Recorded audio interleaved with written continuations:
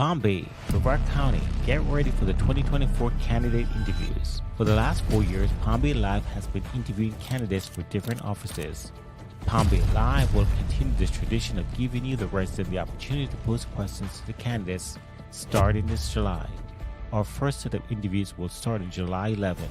You can send your questions in advance to palmbaylive@gmail.com or watch the interviews online and pose your questions in real time. For a full schedule of the upcoming interviews, please log on to our social media pages, facebook.com/PalmBayLive or youtube.com/PalmBayLive.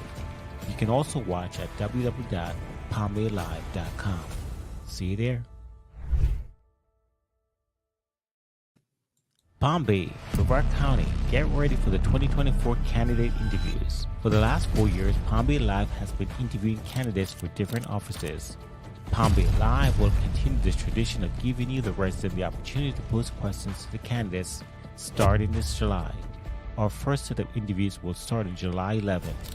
You can send your questions in advance to palmbaylive@gmail.com or watch the interviews online and pose your questions in real time.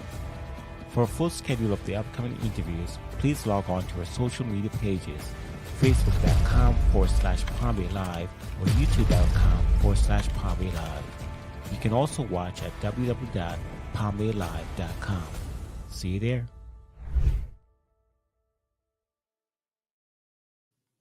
Palm Bay, Brevard County, get ready for the 2024 candidate interviews. For the last 4 years, Palm Bay Live has been interviewing candidates for different offices. Palm Bay Live will continue this tradition of giving you, the resident, the opportunity to pose questions to the candidates starting this July. Our first set of interviews will start on July 11th. You can send your questions in advance to palmbaylive@gmail.com or watch the interviews online and pose your questions in real time. For a full schedule of the upcoming interviews, please log on to our social media pages, facebook.com/PalmBayLive or youtube.com/PalmBayLive. You can also watch at www.palmbaylive.com. See you there.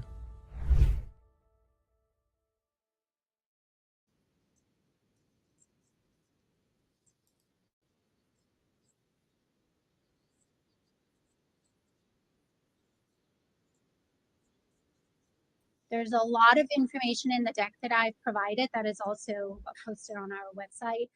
What I will do is I will focus on some slides in a little bit more detail. In some slides, I'll have a lot of data, a lot of information, and I'll focus on certain things a little bit more. So I will try to keep it high level, but for transparency purposes, I have made the deck as detailed as possible. So again, I thank everybody for being here tonight. I couldn't have done this without our departments. We have 16 departments, 3 of them are charter offices. I couldn't do my job without my team. I couldn't do my job without our city manager. But again, it is a labor of love that we've put into, and we're here tonight, and we have a proposed budget for you that I think is pretty great. So I will run through it. If you have any questions, we can wait until the end, or you can ask me at any given time. It's really up to you. I'm very flexible. So we'll go ahead and get started. The first thing I would like to do, so this is a little bit different than how I normally start out. Normally I jump right into the information, but I do want to take a few minutes to talk about my area. So what we do is with the budget, once we go through the approval process, we put this big document together for everybody. So it's about 400 pages of writing, of value, of financials, and we submit that to the General Finance Officers Association, the GFOA, through an awards program. And it's essentially the highest form of recognition of governmental budgeting. And so we're always a year behind. So they just reviewed our 2024 approved budget that we went through last calendar year. And we, again, are a 33-year recipient. So 33 years in a row, we have received the Distinguished Budget Presentation Award. And it just means that the process we go through, the information that we disclose, and sort of everything that we put into these months of preparing goes through this three-party reviewer process, and it has to meet certain guidelines, and we really have to rank proficient in various guidelines. So 33 years, I think I was still in elementary school when I first started this. So I don't want to say, yeah, we're a 33-year recipient. We get this every year. But this year, for 2024, I think we received something very special. And when I found out, I actually got a little bit emotional because it sort of supports everything that I stand for. We're a first-time recipient in one of the categories of getting a special recognition in the budget process, which tells me that everything that myself and my team put into working with all departments, working with city management, working with you all, is really finally coming together for me. So for me, having that, being a first-time recipient under my watch in that special category, I will say, normally I see the recipient, yes, we have the Distinguished Budget Presentation Award. But when I shared that with my director and even with our city manager, I did get a little bit emotional because it does tell me that what my goals are for my group, what my envision for my area is working. So I just wanted to share that. It's a little bit about myself. Congratulations on the fruits of your yes, labor, because that's exactly what it is. I very It much is a fruit. appreciate it. So I just wanted to share that. Now we can go into the agenda. So this will probably put me over my time, right, of talking about. Right? So I'll take that. So what we'll talk about tonight, this is a little bit of the agenda. We will talk about our strategic accomplishments and goals.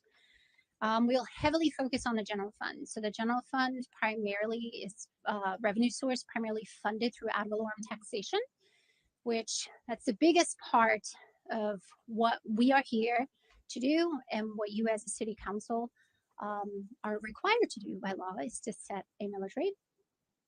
We will talk about our enterprise funds and our other funds, and we'll sort of talk the same thing about funding requests, financials. We will talk about taxable values, millage rates, and then we'll just close it out with any pending items. And then we'll move into question and answers, or you can interrupt me at any time if you wish. Right, so we'll go ahead and get into our strategic accomplishments and goals. So let's first talk about current year, what we've accomplished to date, and then we'll go into what our goals for 2025 are. So as far as 2024, so we're about 10 months in. Our fiscal year runs 10/1 through 9/30. So a big thing that we have focused on for 24, that we have continuously focused on from the previous year, and you'll see that message into 2025, is funding high priority items and critical needs. And capital is a piece of that. For 2024, within the approved budget, so when we went through this process last year in reviewing what our proposal was, we have included $2.1 million in funding high priority and critical needs. We had an additional $6 million in savings that came to you on the September 7th council agenda. So that is when our city manager looks at what our potential savings are from that fiscal year. And she came to you with a list of, this is what, with those savings, we want to fund. So that came to you, and that was allocated on Budget Amendment 1. So in December, you saw that amount come through.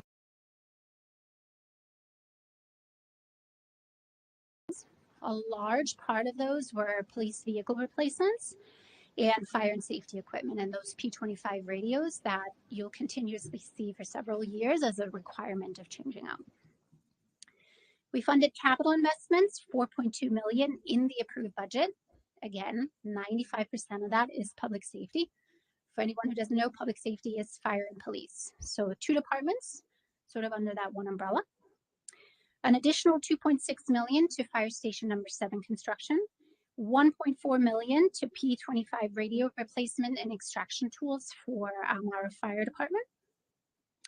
And throughout the budget amendment process, meaning that Departments can come to you bi-weekly throughout the regular council agendas, and they can ask for additional appropriations through savings. We have allocated funding for parks investments, which is usually playgrounds, tennis court replacements, scoreboard replacements. We have an additional 250,000 for the seed money for fire station number 9 construction, because that is also coming down the pipeline, and additional vehicle replacements and equipment for fire stations and additional full-time employees. So those are awesome accomplishments, right? This is 24. This is what we've accomplished thus far. And as council knows, we're playing catch up to now, right? So I just want to kind of like dwell into, we need to continue down this path with personnel in particular, with what continue. The public safety is critical. As you know, we're talking about investigators. We're talking about response times, continue down that range. So I want us to keep looking at not what we've accomplished, but what this is something that we could continue to build on to catapult to where we should be, right? That's our infrastructure need. We just got word that we're at 140,000 residents, and with everything that's happened this weekend, I really believe we need to start digging into the funding that we could support our first responder personnel with law enforcement. And I've got so many thoughts regarding the money that we got from the state for the regional area that we've created for the building out there by our target practice, our tower, and the whole nine. There's so much that we want to attract other law enforcement individuals here to train so that we don't pay that conference fee. So I just want us to keep focusing on that criteria, because we've seen such lean times with law enforcement as I've been here for so many years, gentlemen, but that 140,000 that we're now responsible for is something that we always need to look at how we continue to enhance that public safety component to it. So I just want to leave that there for my colleagues, because I think it's fresh on my mind with everything that happened this weekend with, the crime and the issues that are happening mental health wise as well. So just wanted to make that comment in, Angelica. So carry on. So interesting enough, well, let's talk a little bit more about our accomplishments, is that have focused heavily on workforce expansion. So for 2024 alone, so this is a combination of what was approved plus what has come to you throughout the year, we have added 41 additional full-time employee positions, and 15 of those are dedicated to police and fire. As public safety grows, as the city grows, we also need to add staffing to those internal service departments to service those types of needs as well. We have successfully completed our salary study. So that was over about 2 years. We had talked about that heavily at council meetings and at budget workshops. Those have been funded citywide. We have included a 3% salary increase for general employees, and we met all of our union required increases. We continue to adequately fund our police and fire pensions. For 2024, there was a significant increase, a 38.2% from the previous fiscal year of an additional 6.7 million, which is understandable because as you add more staff, you're going to have higher pensions, right? More salary, higher wages, more pensions, and those are required for us to pay. We continue to maintain maximum 4% in our stabilization funds. So those are funds that we set aside for events, emergency types of events. And the focus still continues to be on planning and investment in improving existing roadway capacity. In 2024, we had dedicated a minimum transfer of 2.75 million to road maintenance. What will also happen is that the BCRA return of unspent funds, that will also come to you in an agenda memo, and then those funds will be usually redirected to road maintenance. And then if there's any property sales, those go as well. So it's always a minimum of what we had allocated was 2.75. So that is what 2024 sort of looks like at the moment. We're only 10 months in. I know there's more coming. I already look at the council agendas for this upcoming meeting and for the July meeting, so you will see more information coming to you. So that's just what it looks like as of right now. So let's talk about a little bit of our 2025 proposed goals. So this has been built into the budget that we are essentially presenting to you. I'll go into detail of the budget a little bit later, but this is sort of the highlights. We are continuing to focus on funding high priority needs. We have included 3.9 million, which is an increase from 2.1 million from 2024. So we're heavily investing in that. Road maintenance funding also was increased by an additional 500,000. So we are at minimum transferring 3.25 million to road maintenance. We talk a lot about trying to get it to 4 million for those minimum continuing for future road maintenance. Of course, BCRA of any unspent dollars, if that is still happening. So we talk, CRA has officially dissolved and sunsetted, but there's still closeout procedures that have to happen. And we're still continuing to invest in workforce expansions, and a lot of those are public safety focused. We are adding 27 additional positions in the approved budget. So we added 41 this year. There will be 27 that we have built into the budget. 21 of those are public safety. Those will be 15 firefighters and 6 police officers. And then we're adding 6 additional full-time employees for internal service departments. So again, as everything else is expanding, we're onboarding a new ERP financial system. So there's internally a need to grow internal service departments in addition to your public safety. Miss Angelica, what I guess the question would be to I'm right there. Madam Suzanne, why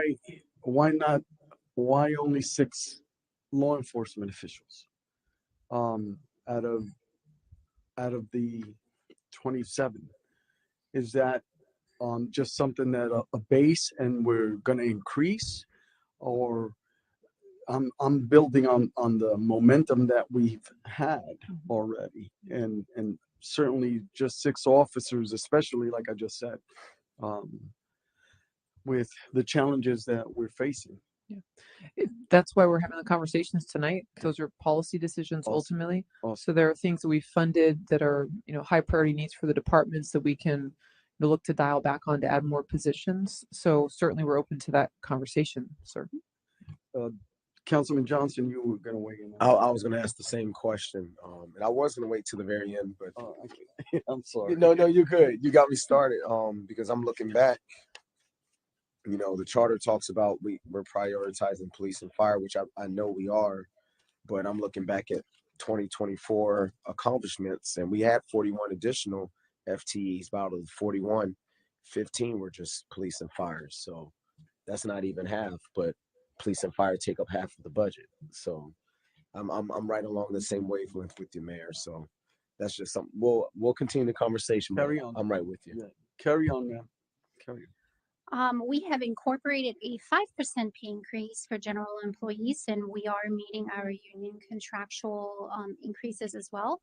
NAGE Blue and White is already set in stone, and I know there's not finalized fire and police, but we have had discussions with city management, and we have added a healthy amount to account for the potential increases for those areas as well, whether it's a 6% initial and then steps per merit or steps per year, time of the year. So we're looking at 10/1 plus April 1st.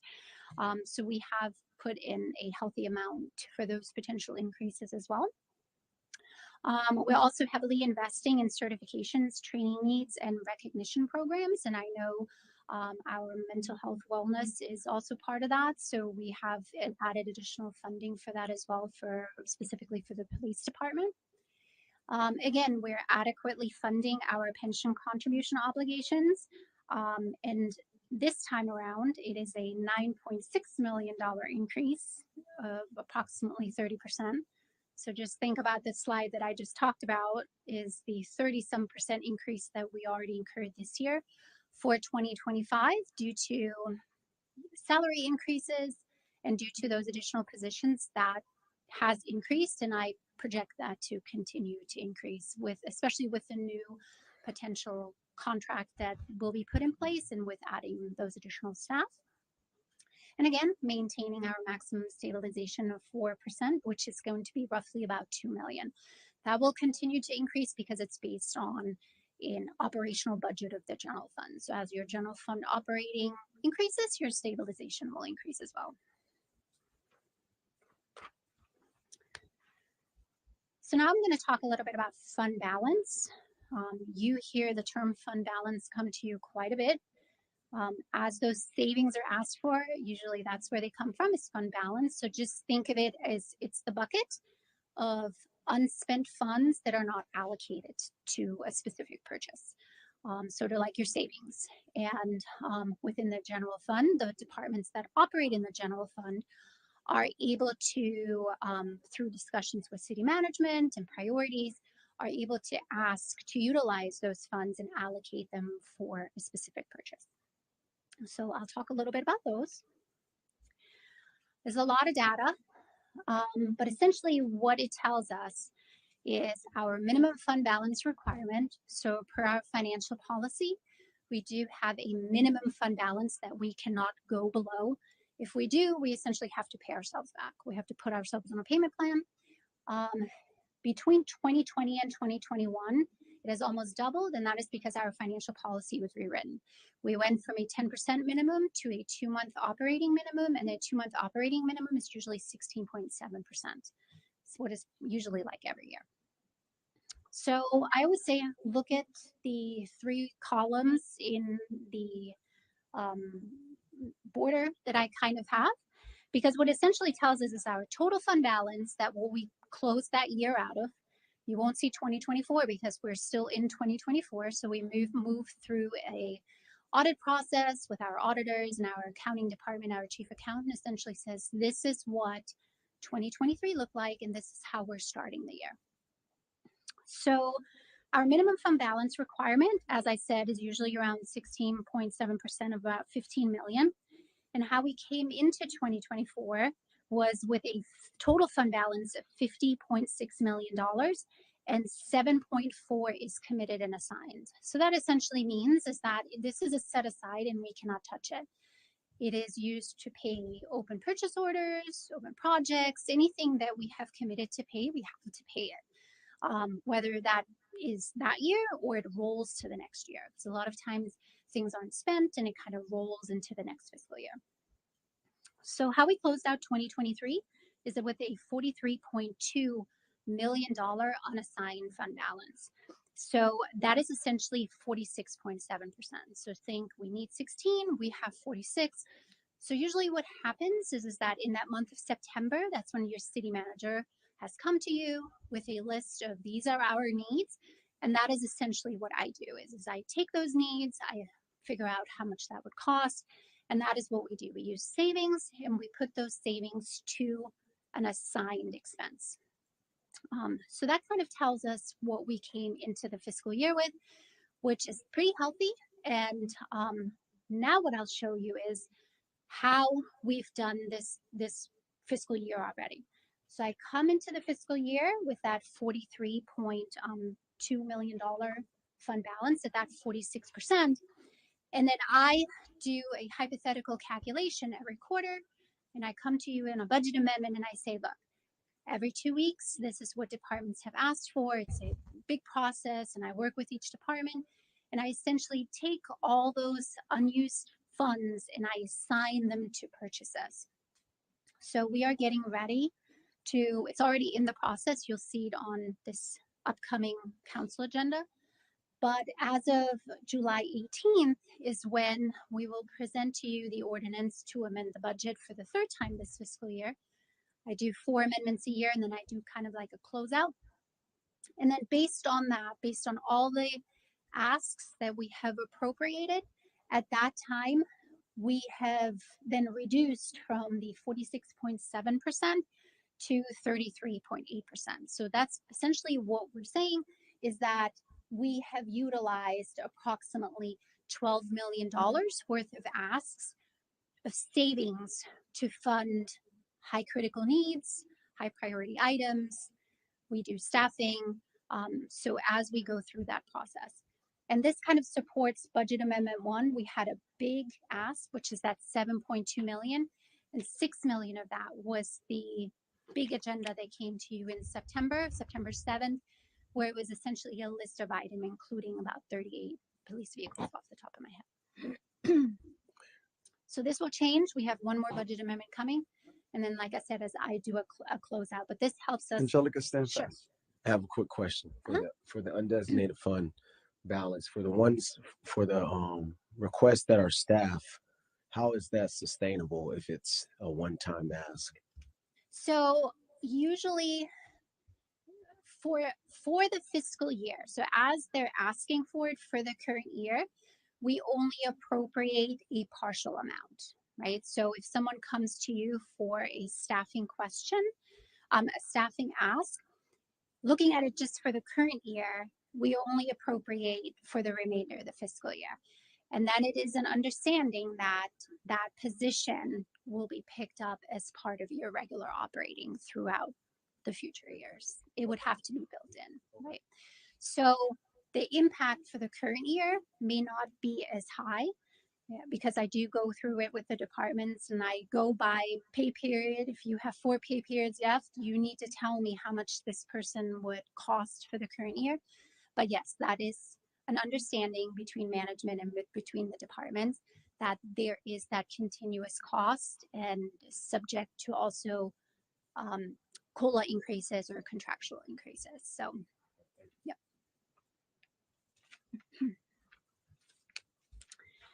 Now we're going to go heavy into the general fund. So there's a lot of information up there. Like I had said, I'll go ahead and kind of try to focus everybody into one section. I like to disclose all information, including historicals, because it does sort of tell the message, it kind of shows progression. But because we're focusing on really looking at the 2025 proposed budget, we want to focus on that a little heavier. Okay, so there's a lot of numbers. So first, what I want to talk about is our general fund revenues.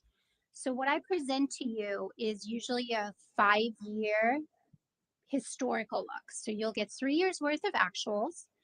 Then for the current year, you'll get the adopted budget. You'll get the amended budget. So your amendment is what we talk about, where I go in and I adjust things. We do a year-end estimate. That helps us kind of get an idea of where we'll end the year. And then the last column is the proposed that we're coming to you with. Okay. On the general fund side of the revenue of the house, I speak a lot and I say that ad valorem taxation, which is your first row of property taxes, is your largest source of revenue in the general fund. The general fund is the largest fund out of all funds that we have. It is governmental fund accounting. We have multiple funds. And within the general fund, though, is that we have out of 16 departments, we have 14 that will either fully or partially operate in that fund, right? So it's including fire and police. So our public safety departments, outside of utilizing some impact fees, they're fully funded by the general fund. Our property taxes make up about 47% of the fund itself, and how we fund the personnel costs and the operating costs of supporting those departments. Our other biggest revenue is our state shared revenues. So state shared revenues, I usually have to build the proposed budget on a preliminary trend. They tend to come out too late for me to include in the proposed budget. So what you'll see a lot of times is during the big first quarter of the year, we'll kind of look at what we have additional coming in.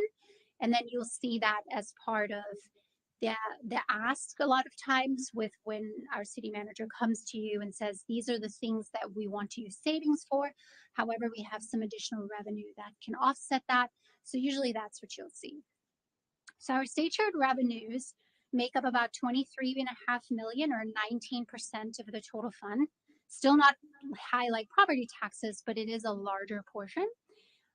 Two of those four, so there's essentially four state shared revenue incoming streams. Two of those are listed under your intergovernmental revenue type of the 16.9 million. And then you will have your communication service tax of 3 million and your sales, use, and fuel taxes. That's your local option gas tax. So that's another 4.5 million. So all those together make up approximately 19 to 20% of the entire fund. And adding that to the 47% of your ad valorem taxation, this is where the majority of your revenue comes in. State shareds, we don't have much control over. We are given what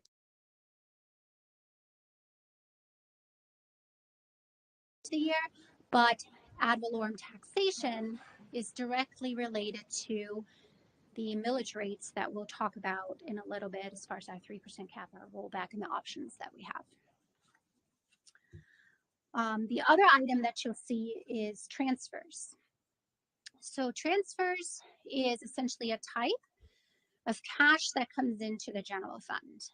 So there's various types of transfers that come in to support operations, and you'll see a significant jump in 2025, and there's a reason for that. So we do have the anticipated 2.8 million in CRA funding that we build into the budget, and then throughout the fiscal year, we bring it to you, and we sort of give you the option of saying, would you want this to remain in the general fund, or are we redirecting it to the road maintenance fund? So you will see that come to you next year. Right now, we're focusing on 2024. So this is essentially a projection for what next year would look like. And then we also have a $4.4 million in return from the Fleet Services Fund. So this is a refunding.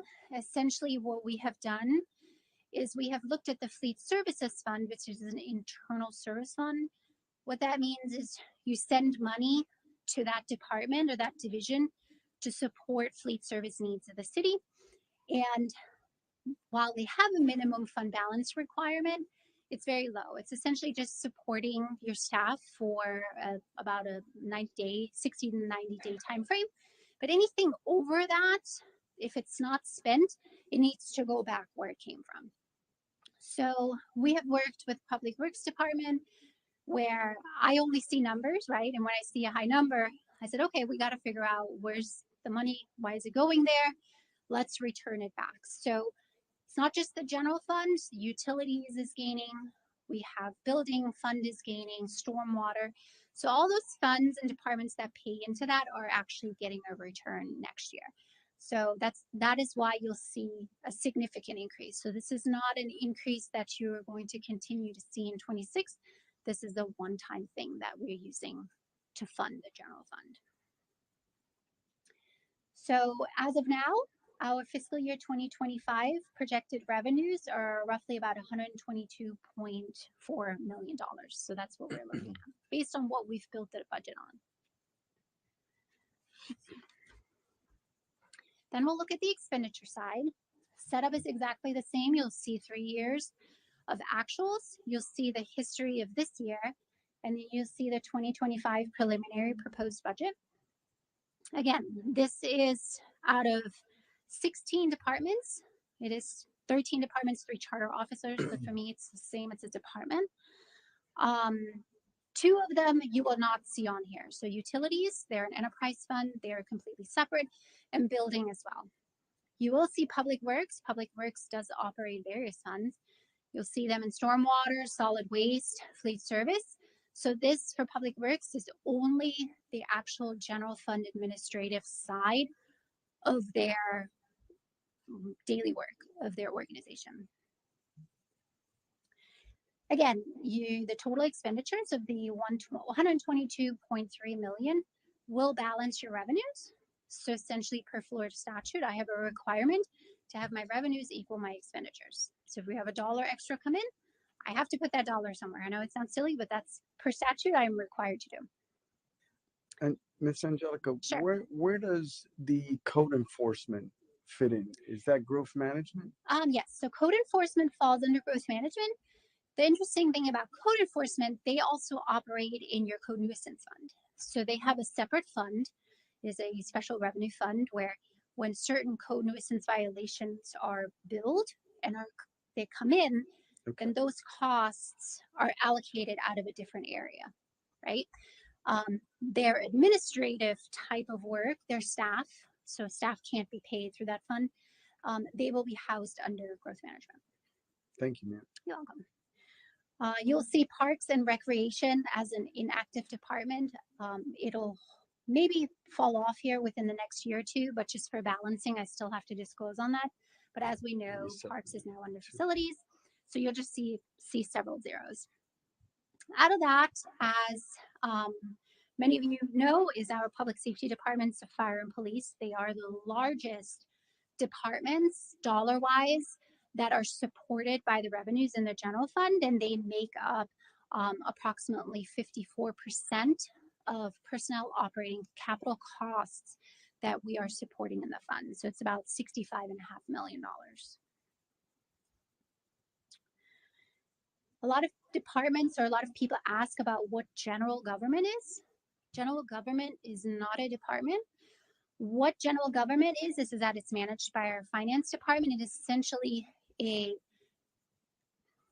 I'll call it a department, but it is a place area of where citywide expenses are paid.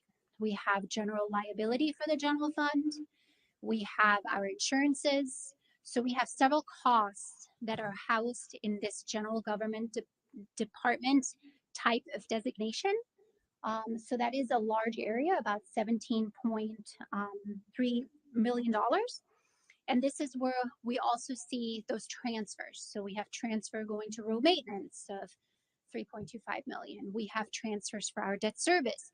So instead of inflating certain departments with those, for example, debt service is managed by finance, but it is not part of our regular operating. So we house that in a separate area. So that way we can identify it. Road maintenance is managed by Public Works, but 3.25 million is not part of their operating. It's a cash movement. So that's why we account for that in general government. So it's not an actual department, but essentially costs that impact all of those departments that work in the general fund. This is looking at the general fund in a different view where we look at it by type.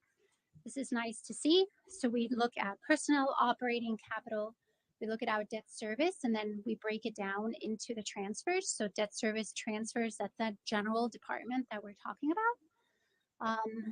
So again, $122.3 million per Florida statute 166.241. I am required to balance a budget, whether that is with fund balance or not, but I have to balance it.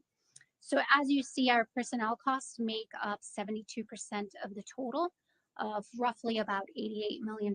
So that is simply supporting our personnel, paying wages, paying health insurance, paying retirement. So anything the city is in charge of for paying for those staff members that are existing and that we're adding. Of that 88 million or 87.9 million, public safety, as I mentioned, is the largest portion of that, where about 61 million of that 88 is fire and police. So that is your largest area of allocation. This shows our debt service. We'll talk about debt service in a little bit. Yeah. Okay. And that shows your transfer to road maintenance, where over the course of several years, we have significantly funded that. So we've gone from really a minimum of $1 million plus some change of property sales. And then we have added more and more, with this year being the first year where we went up to 2.75. And now we're pushing in another 500,000 for the 3.25.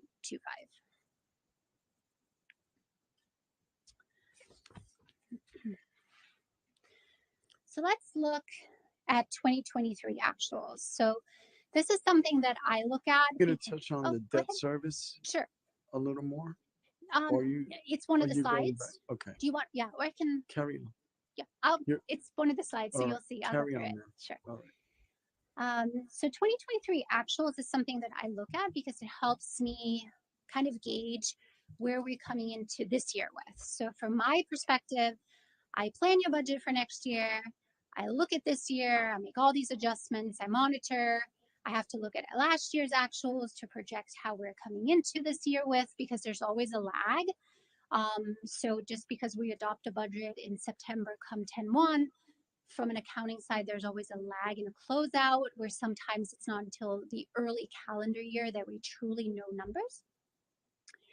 So this kind of gives you an idea of what 2023 looked like. So as far as your amended budget, they are going to be the same of 107.4 million. As I state, I have to balance a budget.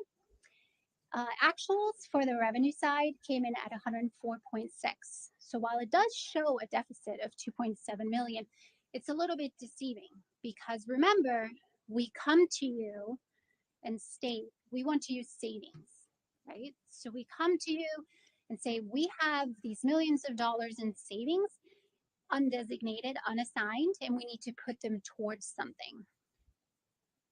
If I want to allocate funds on the expense side for purchase, I have to record the revenue.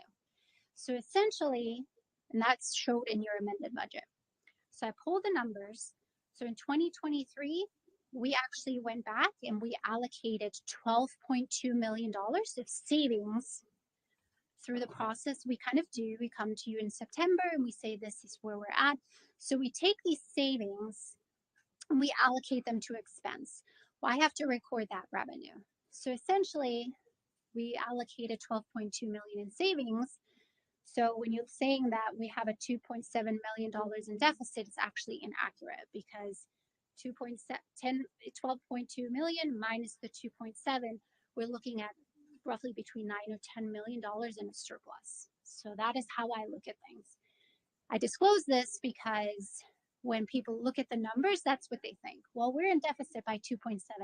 Not really, because 12 in the amended budget, 12.2 million are savings that we've allocated from cash that we have on hand.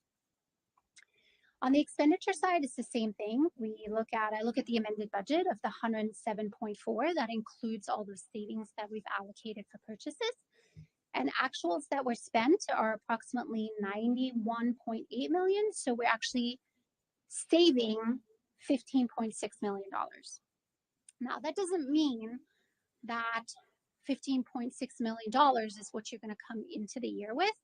Because remember earlier I talked about is that when we close out the year, some things still have to be paid, right? So we come into the year and we're thinking that between the revenues and the expenditures, you may say, I may have 12 or $13 million in savings that I can use for something.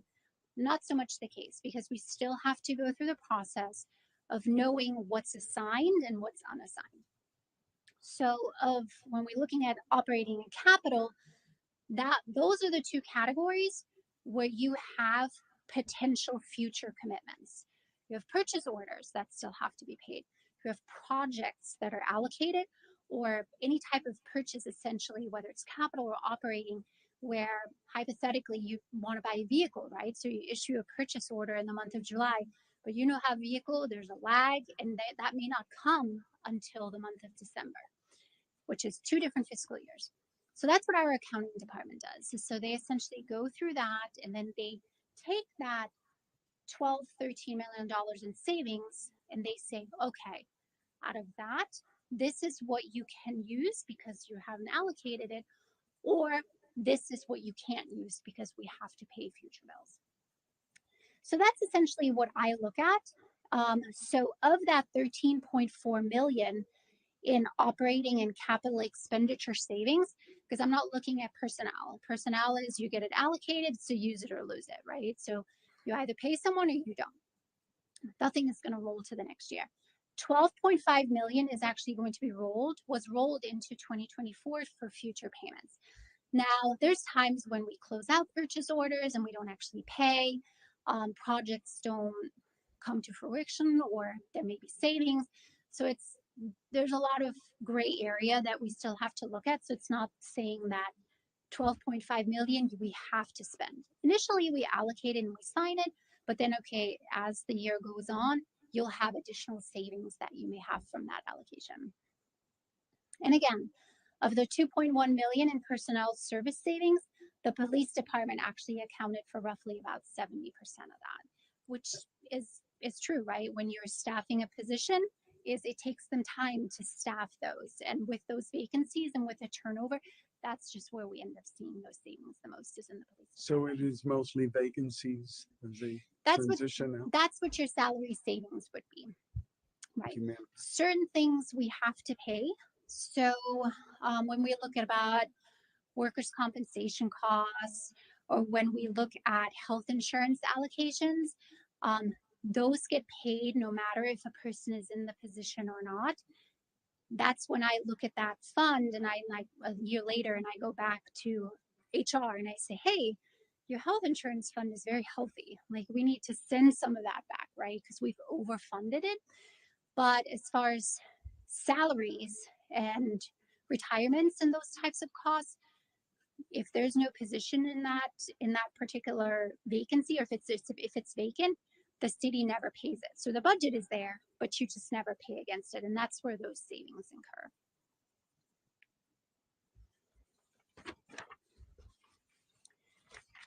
We do a look ahead as far as fiscal year-end estimates. As of right now, I do the same process.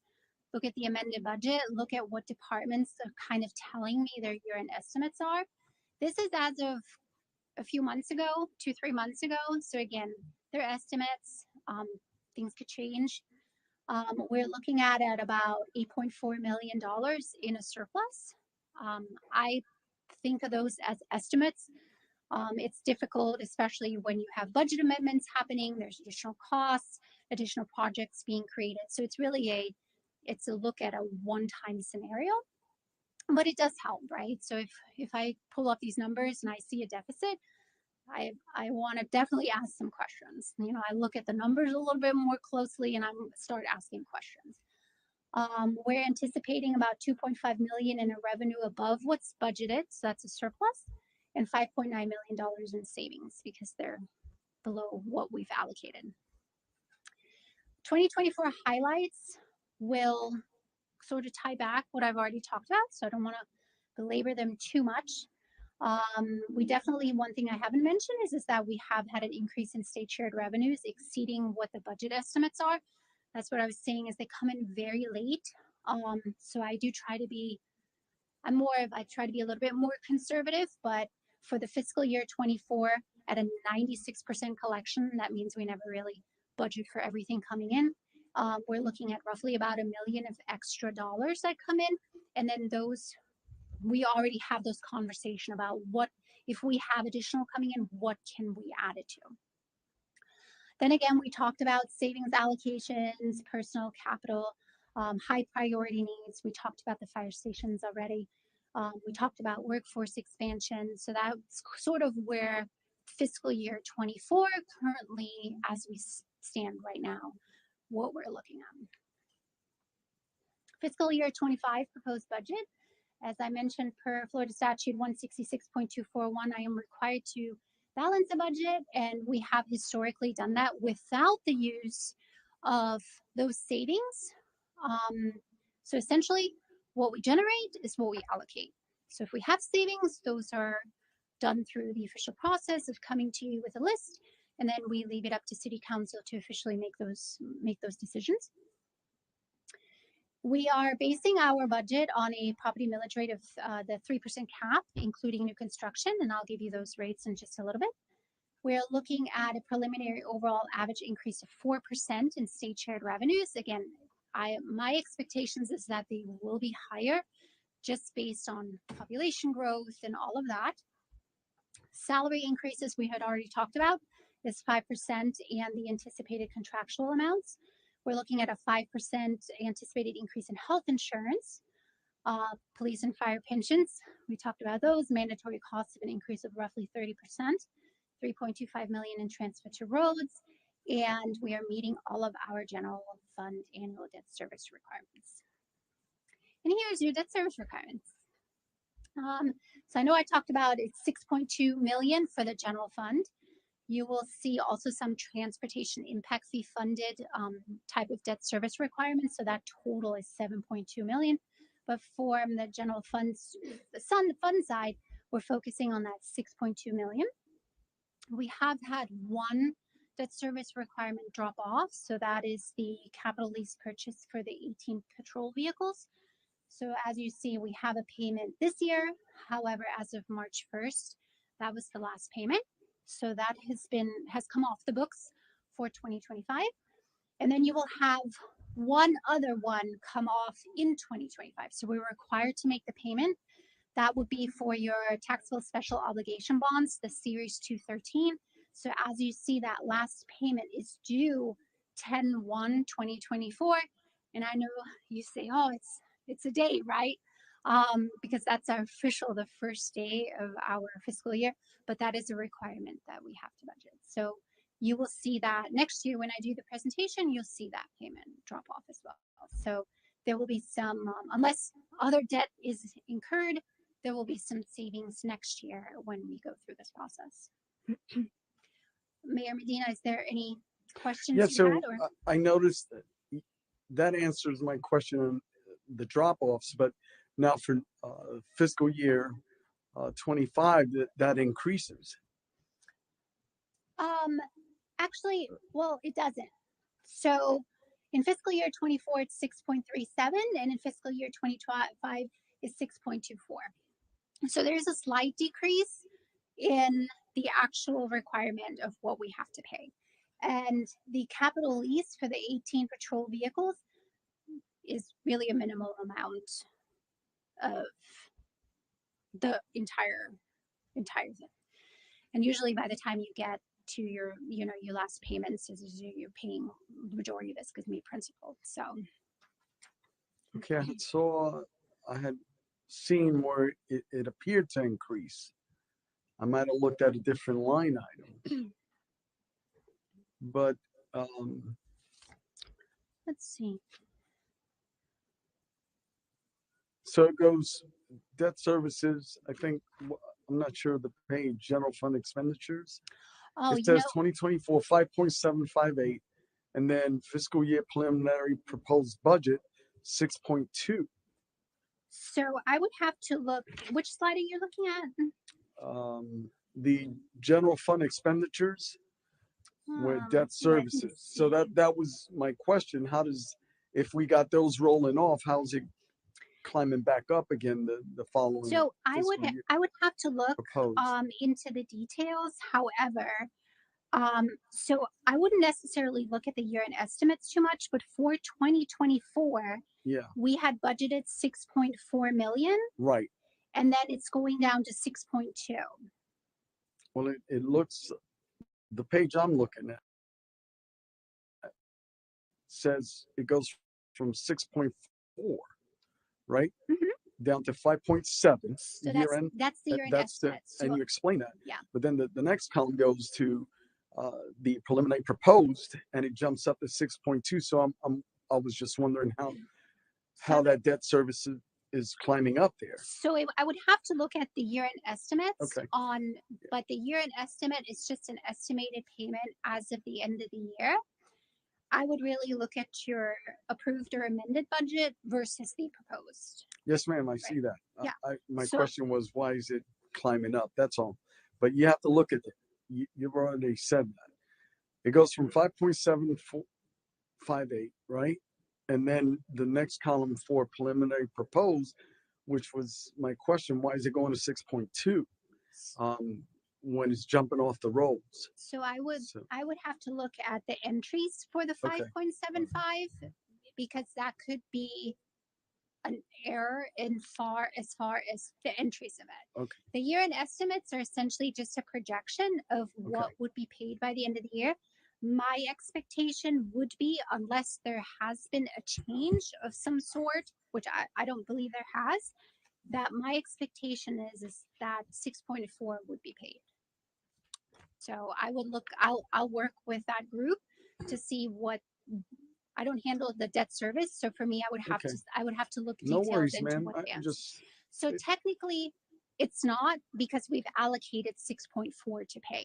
And now next year we're allocating 6.2. So Understood. that's where that Okay. 130,000 would be dropping off. So I'll work with that area to see if there's just an entry error as far as maybe they're not accounting for some of the payments. all right, man. It just jumped out at me. That's Yeah. all. Understandable. I'll look into it. And Mayor, if I can add, when you go back Yes. to slide 18, it'll be next fiscal year when you see this chart where you will see a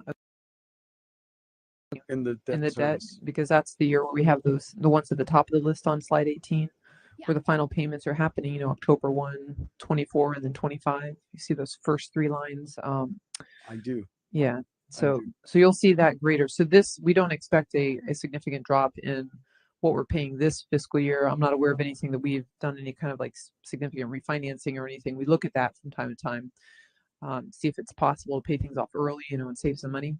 Thank you, ma'am. Yeah, because I guess I've been anticipating that debt service. Yes, it's still coming, Okay. but it's next fiscal year. You'll see that. Copy that, ma'am. Thank you. It's Thank probably you, Angelica. around 1.3 million. I see it. based on the trend. Thank you, ma'am. So now let's talk a little bit about funding requests for fiscal year 25. For the general fund, so we're talking about your 14 departments that primarily or fully or partially operate in the general fund. The total requests for next year, when we're looking at personnel, operating, and capital, was roughly about $36 million. So that includes high priority items, wants, needs, wish lists. So we really allow departments to be very open about what they're asking for. I always say, you can ask for anything that you feel that you need to operate the department, but of course we have to look at the funding for being able to actually fund them.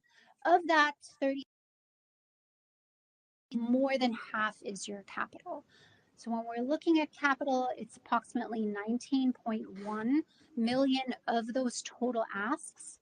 A lot of that is replacements and just preservation of assets. You will continue to see that message. It's very different when you'll see in the other funds, but in the general fund, you will continue to see that message. Is that more than half, almost 3/4 of your asks will be simply just replacing and preserving aging infrastructure, whether that is facilities or whether those are assets.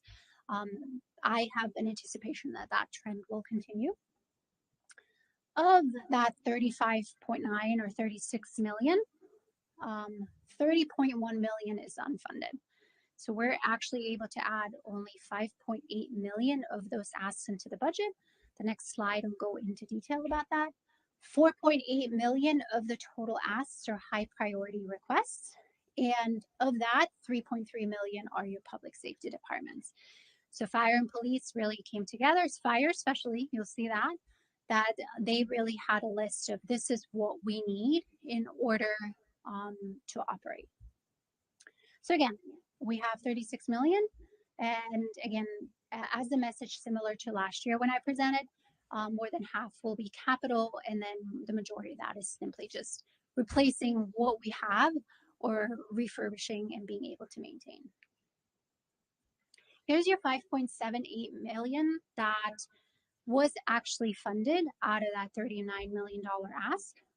I break it down by department of what was made it into the budget or into the proposed budget, and then I break it down by type. So you will see fire is your largest portion of the 5.7 million. We are able to allocate 2.3 million of their asks into the budget.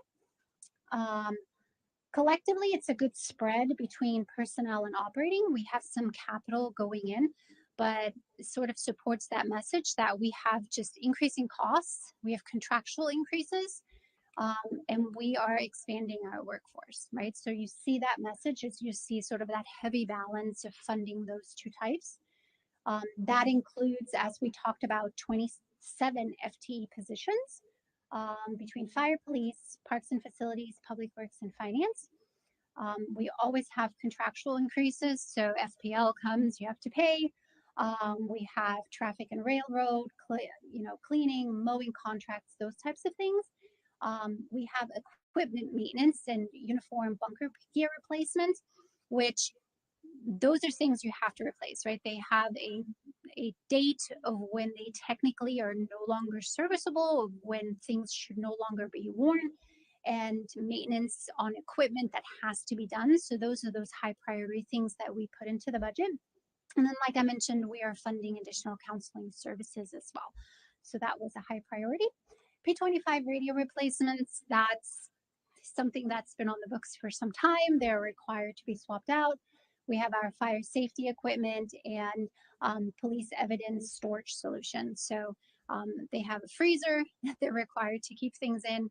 And there's special units that should be purchased in order to store that type of equipment, and can't just use a regular refrigerator. So those are all high priority needs in order to really maintain what we're doing and funding those. Yeah, and I see that, and I thank you for this because this gives me the bigger picture, right? And this is what I saw when you think about these positions we were talking about, Councilman Johnson. The need is there, and there's also need in growth management, right? But I just wanted to highlight that, Madam Sherman, because that's something that we need to increase with personnel. And that would be my feedback with this, because this gives you that picture on that disparity. But carry on, ma'am. We'll look at capital. So again, we have about $1 million going into capital. Of that, 95% is unfunded, right? So that's sort of that message. We have the 19 in total, and we're able to put in a small portion, and then that kind of tells you is that we have vehicles for support staff. So as you're adding FTEs, certain FTEs are required or in need of having actual vehicles to operate. We have IT additional funding. So as we know, we're all getting a new financial system replacement solution. There's required costs that already have to be added to be maintained. We're adding funding to the disaster recovery solution. And then again, here's your public safety needs. Right? So those are capital type of expenses that we're able to add into the budget. So let's talk a little bit about our other funds. So other funds I will keep very high level, mainly because that does not mean that they're any less important, but because they do not depend on the ad valorem taxation of our property valuations. They operate sort of like a business. They have rates that they charge our customers, and that's how they're able to fund their operations. So they're self-funded essentially. So when those teams come to me and present their budget, those are pretty much already balanced. They know based on how many households we have in the municipal city limits, they're charging the rates. So they have good accountants where they already go through that process. They also have savings on hand that they go ahead and use to open those projects. So I'll keep it very high level, just mainly because they don't depend on the taxation rates like the general fund does. We operate, or we have 4 enterprise funds, which is our utilities operating fund, housed under utilities, of course. Building fund is housed under building, and our stormwater utility fund and our solid waste funds are managed by our public works department. So I'll give you the same as we have our revenues, year-end estimates, their proposed budgets. Their proposed revenues and expenditures will balance. I present them to you without the use of savings, because unlike in the general fund, where we kind of just say, we're generating this revenue, we're allocating it to an expense, within those funds, there's a lot of savings that they use, right? So they may come to the table, and like utilities, for example, they say, well, We plan on bringing in 41.5 million in new revenue next year, but we know we have 44.5 expenses of projects that we know we need to open. So they're required to use 3 millions in savings, right? And so we go to them and we say, can you show me that you have 3 millions in savings that are not allocated to anything? So if they say we do, then that is okay. So then we'll go ahead and already open those projects, and we'll essentially just balance the budget with that cash on hand that we have. So that is all that this shows you, is your revenues for those particular funds, your expenditures for those particular funds. On the expenditure side, again, I break it down: personnel, operating, capital, and transfers. As you see, our utilities operating fund is heavy on capital investments, lots of capital assets and projects that are being opened. On the stormwater utility fund, just because I balanced the fund and I entered everything, the majority of the 1.2 million is capital assets. So we are currently in the process with that department in looking at their fund balance. They have opened a lot of projects in the recent year and the previous fiscal year, to where we just want to make sure that we're not over allocating. So that 1.2 million of what you see in stormwater, is the majority of that is actually just capital assets. So you have vehicle replacements, heavy equipment, light equipment, that kind of thing. Utilities does do transfers. So they are required to transfer funds to both the fund portion of the general fund through a return on investment.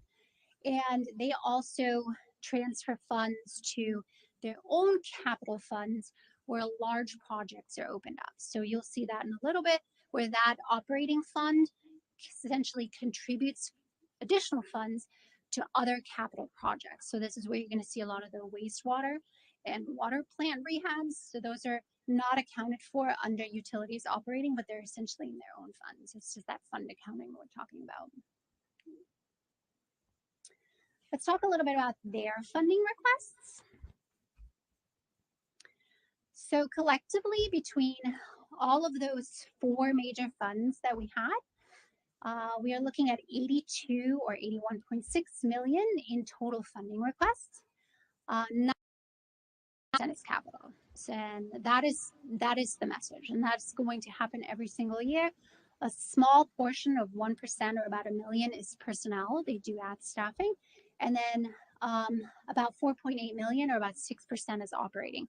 They have the same thing. They have contractual payments that have to be paid, but that pie chart is very similar every single year. They invest a lot in capital, whether that is projects or assets.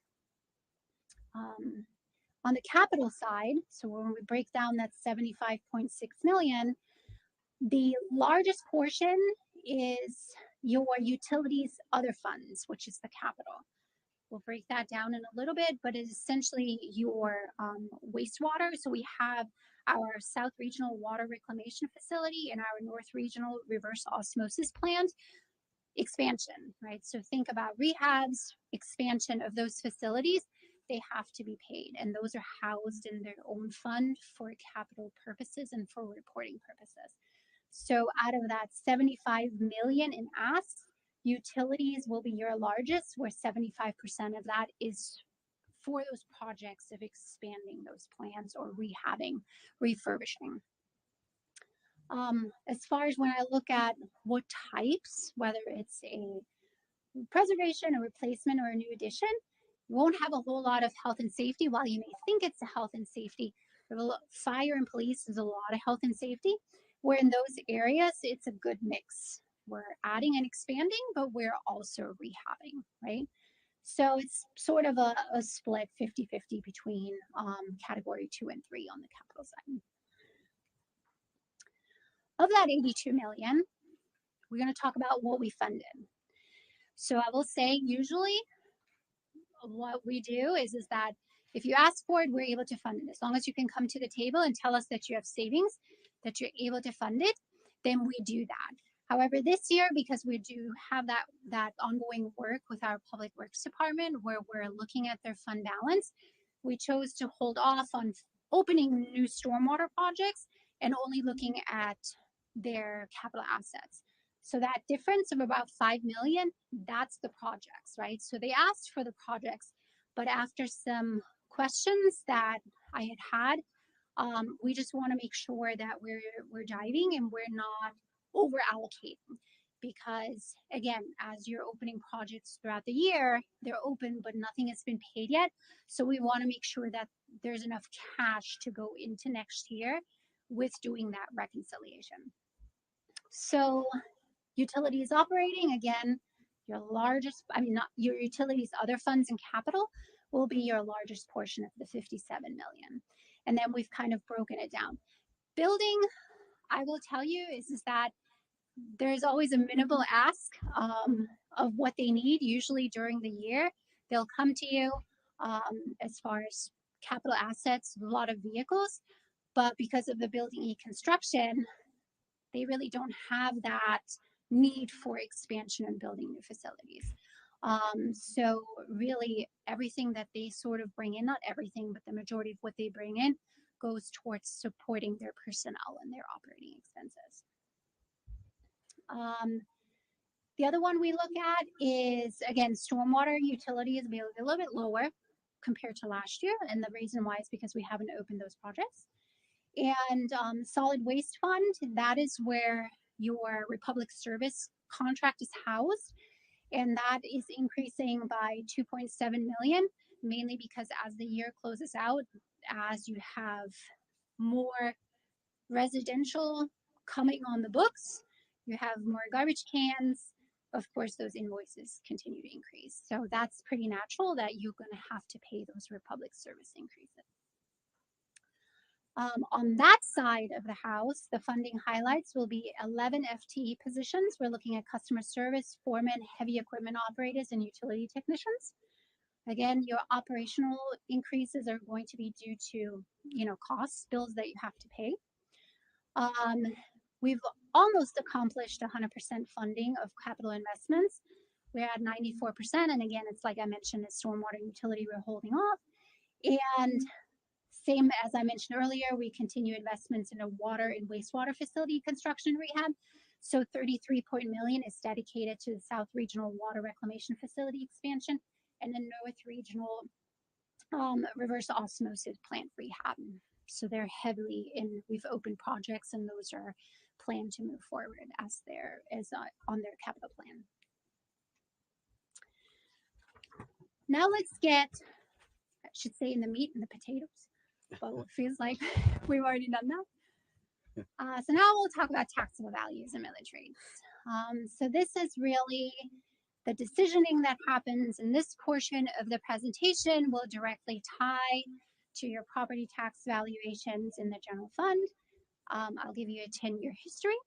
We'll talk about your ad valorem rate options and the revenue impacts that those may have. We do some tax bill rate impacts and samples. They are just samples.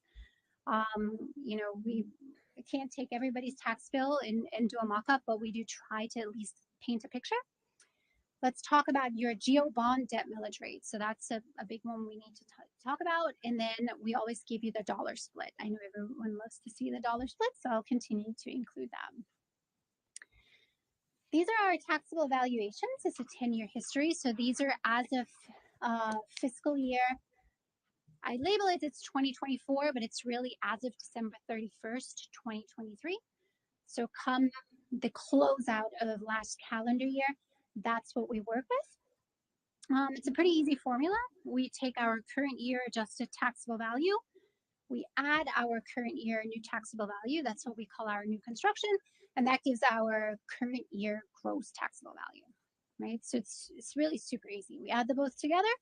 The current year is anything that's been on the books for more than the 12 months. Your new taxable value is what has come on to the books in calendar year 2023 as of COD, I think that's what it's called, as of whatever the property appraiser and our building department is called of closeout. And that gives us our gross valuations for the city and how I do my calculations. New taxable value is still healthy. We're looking at roughly about 692 million.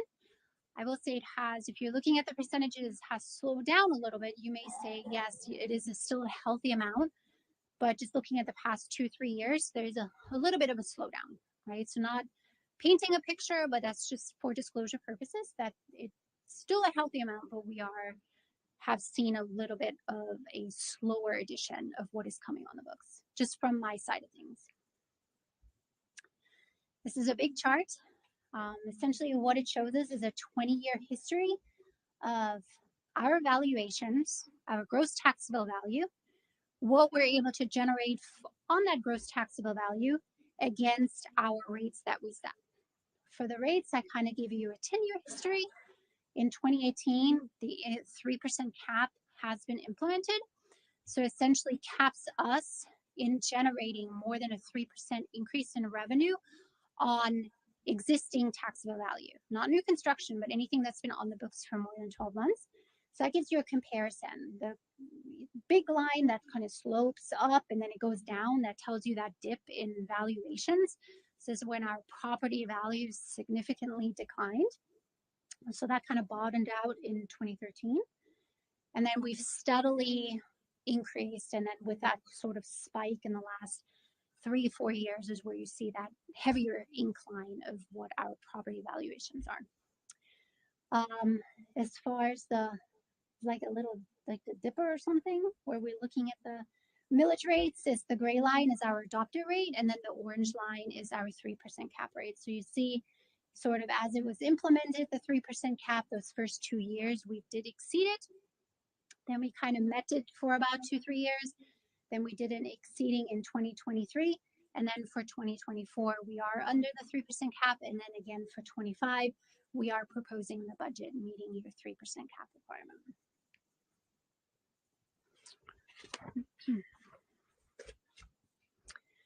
All right, I'm gonna need to drink a water before I get into this.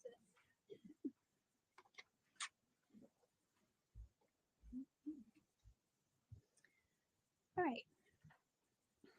So essentially, while we build the budget on a 3% cap, we do give you options. So this chart essentially shows you what options there are in adopting or a cap or adopting a rate above the cap, below the cap, at the rollback, and how it compares, how it translates into revenue we generate, and then how those compare, right? Compared to the current year and individually, as in if I were to set a rate at this is how much money we generate. If I were to set a rate at that, then that would be the variance. So as of 2024, our 3% cap rate that we have adopted is 7.0171, which current year, our estimated revenue is $51.6 million. So then your orange highlight is your 3% cap, right? So I've already calculated that for you. Remember, the proposed budget is built on the 3% cap, which would be a rate of 6.7339. So that is, I'm not going to say it's a significant drop. However, as I mentioned a lot of times, you will continue seeing that, right? As we move into direction of property valuations sort of increasing, depending on how your revenues come in or how your property valuations and new construction comes in, that rate will continue to decline. And we are budgeting revenues at $57.8 million. So that is already built into the property tax line that we talked about earlier. In comparing that to the current fiscal year, that is a 12% increase in revenue, or $6.2 million, right? So the first thing you may say is, oh, wait, I thought we were under 3% cap. This is true, but the 3% cap is only for existing properties that have been on the books for more than 12 months. So essentially, those are capped at 3%. And then I take that rate and I do a new calculation on that 600 million, 600 to 700 million of new construction, and I add that to that. So essentially, that difference from 3% to a 12% increase is those valuations of that new construction coming on the books, right? So the message that I always send is that it's extremely important for that growth to continue in the future, because this is where in a 3% cap environment, you are reaping the benefits is your new construction. Then the calculations kind of tell you, well, what if I were to go into 25, maintaining the current rate, which yes, this year it's 3%, but next year that is exceeding your cap, then your estimated revenue would be at $60.2 million, which would be an increase of 8.6 million or 16.7% from the current year. So this is just simple math where, of course, I've built the budget on the 57.8 million. If you were to choose a different rate, then that would just be the variance of that. In the next slide, I'll kind of talk about that. Our official rollback rate is 6.5627. So the message I've always sent as well is that if the pattern of the 3% continues and we continue adopting the 3% cap into the future and our new construction stays at that valuation, those two numbers are going to come closer and closer together.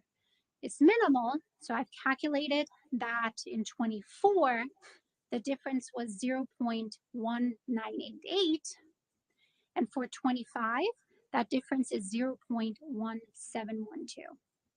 So as we move into future years, continuing to adopt the 3% cap, and hypothetically, if our valuation continue to increase, and for new construction to continue to be added at that trend, my expectations is that those will continue to come together, where sometime in the future, if the pattern does not change, your 3% cap may be below rollback. Fiscal year 24 new construction. So when we talked about this year's new construction for this current year budget, when we built it, that was 550 million. That now falls under the 3% cap, right? In 2025, so now as we're looking at that new construction of 691 million, when I come to you next year, all of that will be taxed at 3%. For right now, this is where you're reaping that benefit. The next slide looks at the differences of what we would increase our revenue by or decrease our revenue by if you choose to do a different rate than what we're proposing. So essentially, it's the same rate options.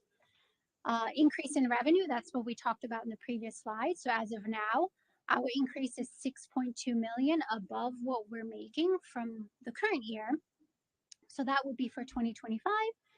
And if you were to choose to move ahead at the 6.7339 rate versus maintaining, that is a $2.4 million, I don't want to call it a deficit, but essentially there's a $2.4 million that is not built into the budget because we are moving at that 3% cap. If you were to say, hypothetically, we're moving ahead with maintaining our rate, which is exceeding the cap, then I can hypothetically go to my desk tomorrow and I can add an additional 2.4 million in allocations of expenses to purchase. So that's what this kind of tells you. We also look at, what would happen. So that's where that 2.4 million comes in. So it's really just options for you. But again, we build everything on the 3% cap, and that is what the current proposed budget is. A lot of times, I don't want to say a lot of times, but I have heard before we're saying, well, municipalities can just raise our rate at any given time, right? We'll go ahead and maintain a 3% cap into the future, but 2-3 years from now, we can choose to come back and raise it however much we want to because we may need the funds. That is actually not true. Per Florida Statute 200.065, the state restricts and limits us to what we can do. So essentially what they say is that whether it's a majority vote or a 2/3 vote, is they give us a rate that based on our previous year, they go through and do their cleanups and they say, well, when you're going into next year's budget, right, you can go in at whatever rate you choose to, but you cannot go above this amount. So I always disclose those. So based, for example, on 2024 examples, we look at our adjusted rollback from the prior year, which is 7.1200. That just means that a majority vote is we can't go above a 7.3, or we can have a 2/3 maximum vote is the 8.0544. So essentially, if someone comes and says, well, you can tax us, you can increase our rate to 9 mils, and what control do I have? Well, we're legally not allowed to. If I were to do that, then the city would essentially be in violation of Florida statute, and then there would be repercussions in doing so. So I always disclose those just to let everybody know that there are limits, and those we have to abide by. This gives you an idea of what a tax bill may look like. And again, when we are looking at your tax bill, do not look at the entire amount, right? So when you look at your tax bill and you look on the front side of it, there's a lot of taxing authorities in the Brevard County that you have to pay to.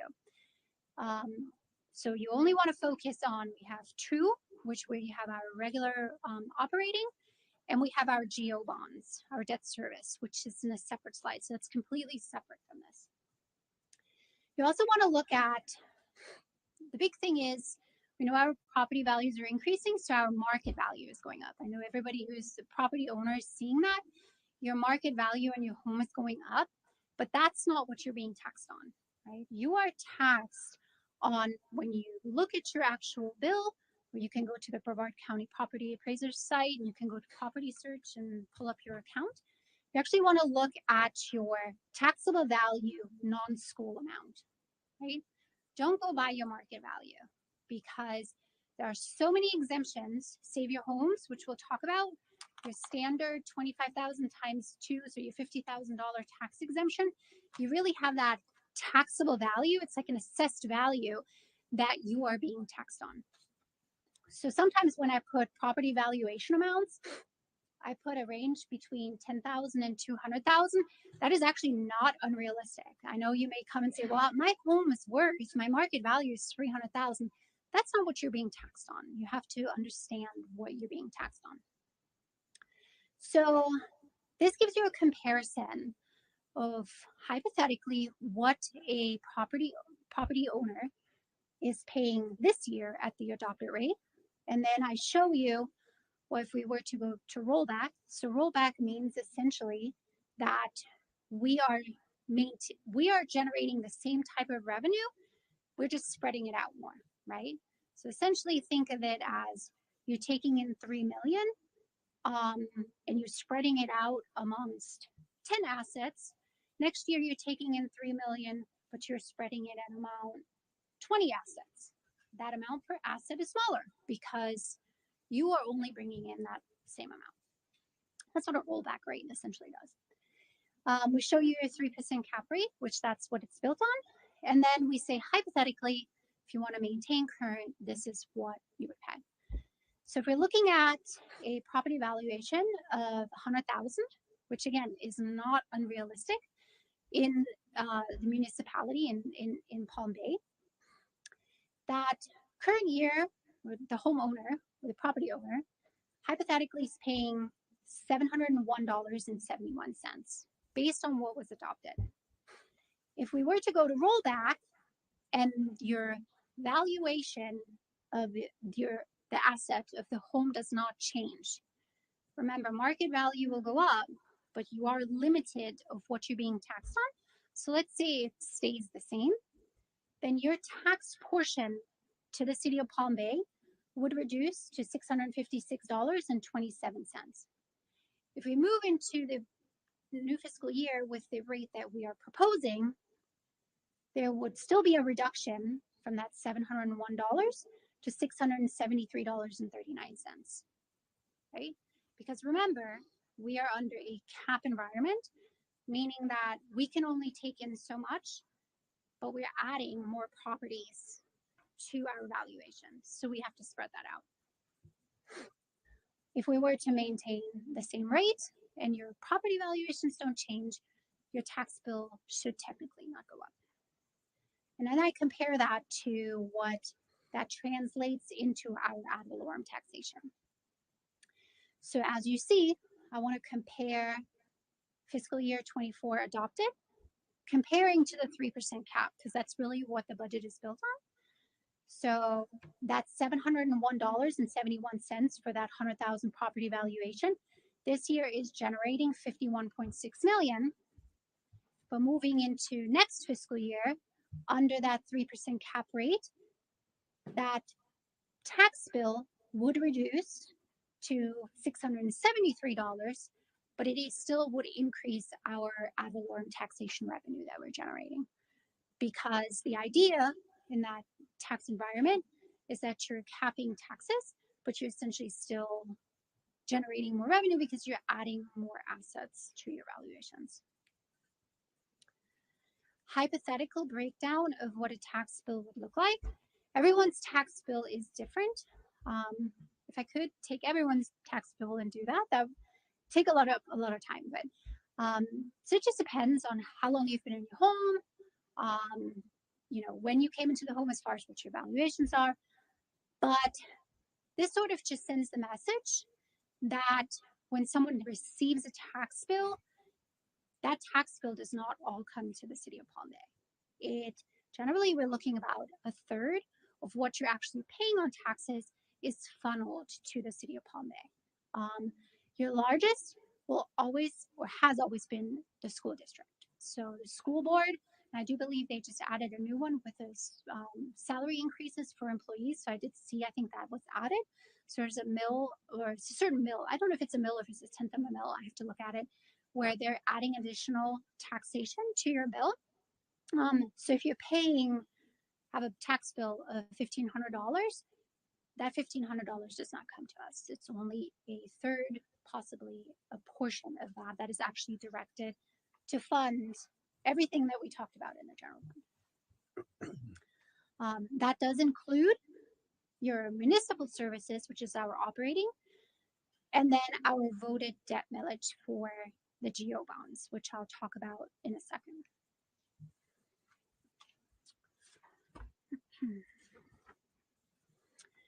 All right, so this is a new slide that we have opted to add this year because what I believe, and I'll be honest with you, I am a property owner.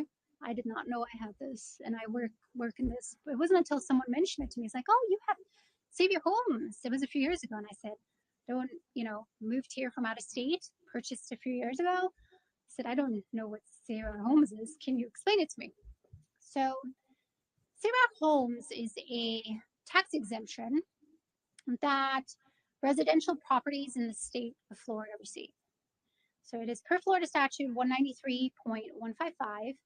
It essentially limits the increase of your assessed value, not market value, on your home. So remember, I just talked about when we're looking at your taxes, please do not look at your market value. Your market value is great if you want to save your home, if you want to sell your home, reap that capital gain, do refinancing, you know, any of that. But when we're looking at taxes, we want to look at your assessed value. That Save Our Homes was enacted in 1995, and it is a Florida statute that it limits that increase of your assessed value to 3% or CPI. So essentially, the state of Florida has a 3% cap on what we're going to tax you on. This is, we've pulled a property from a property owner who's been a resident, like many of our residents, a longtime resident, been in their home for many years. And it sort of shows that picture where what I want to focus on in the chart, we pulled about 10 years worth of data. I think we tried to go further back, but it's a little more difficult to get property tax valuations from the property appraiser. So we kind of limited to the 10 years. It shows the same kind of message. But I want to focus on the market value of your home, your assessed value, your taxable value, and the taxes that you pay. It shows you a history. I'm not going to go into every row, but it's really, the image shows that, let's look at 2022 and 2023. We all know market values have significantly been increasing. We've seen this happen many, many years before. But for this property owner in 2022, there was a huge jump in market value, right? So this property owner, longtime resident of the city of Palm Bay, had a 33.5% increase in his market value. So in 2022, so coming into the fiscal year, this fiscal year of what we adopted about a year ago, there was a significant jump. But remember, per Florida statute, we do not tax on 226,000. Florida statute says, no, just because your market value is going up, we're only allowed to tax you on a 3% increase of valuations. So you can increase your market value. That homeowner, you're reaping the benefits of your market value going up, but you're reaping an enormous benefit on not being taxed on that. You are taxed on a very small portion of that because of what Florida statute has put in place. And remember, what I mentioned is that this is only for residential properties. This is not commercial, right? So commercial, they are taxed on the full amount. So this homeowner had reaped the benefit of his market value went up. Florida statute says, we are going to reduce your valuation by almost 60%, because according to us, or according to the law, your assessed value of what we tax you on can only increase by 3%. So they have a 3% cap, not on the revenue, but on what the homeowner actually pays. Regardless of if we had a 3% cap or not, I don't want to say it doesn't matter, but even if our 3% cap was not in place, there is a 3% cap of what the homeowner is actually taxed on.